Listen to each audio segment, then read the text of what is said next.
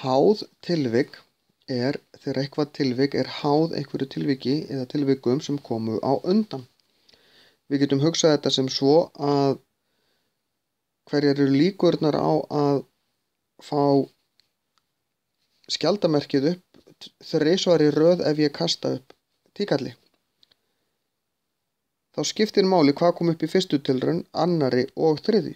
Þannig að í þriðja tilvikinu það eru helmingslíkur í öll skiptin. En í þriðja skiptið, sem er náttúrulega aðalt skiptið þegar það er endurinn á tilrauninni, þá skiptir máli hvað kom upp í fyrri skiptin. Og það er náttúrulega mun ólíklegra að fá upp skjaldarmerkið þrisvar í röð heldur en bara einu sinni. Ef að ég hins vegar ætla að kasta upp pening og bara spá í hvað kemur upp í þriðju tilraun og ekki að spá í hvað kemur upp í fyrstu og öðru, það væri þá óháð tilvik.